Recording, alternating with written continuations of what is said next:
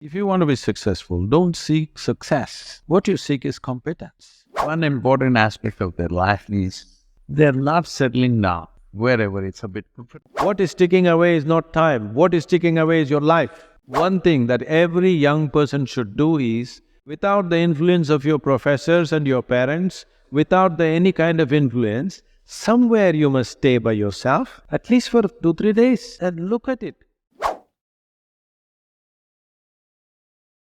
If there were tips for success, everybody would have been successful. There are no tips for success. And so on, you got to do a million things. Only those who are not so successful or those who are not successful think somewhere if you read 10 points in a book, you're going to be successful. Those who are successful, they know, they stand on their head and do circus on a daily basis. Only in the parties they stand up straight, rest of the time they are on their head. We need to understand this. If you want to be successful, don't seek success. What you seek is competence. If you enable yourself and if you do something well, if you think I'm a success, it's foolish, isn't it? You're doing something and you're doing it well, other people in the town or in the country or in the world, people will say, oh, he's doing something really successful. They're looking up to you, that's fine. You look up to yourself, that's madness. You don't seek success.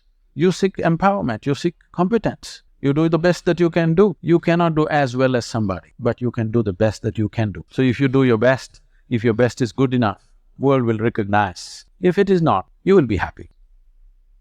So, what does success look like? What does it take? Well, I know family and friends who always have their breakfast on time. And after breakfast, of course, they must have coffee. After coffee, of course, they must light up a cigarette and sit there nicely because they're trying to become peaceful. And then they will go to work, come back home exactly on time for lunch, eat lunch, rest for 1 or 2 hours, sleep, then evening have one tea and then smoke, and then again go to work, and 8 o'clock, 8:30, they're back home for dinner and then maybe other things, drink and this and that and whatever. But those who have been very successful, either in music, sport, art, business, spiritual process, doesn't matter what, those people never know when they ate, when they slept, when they got afternoon rest. I've not seen such a thing in my life. So, those who are committed to being successful with whatever they're doing, one important aspect of their life is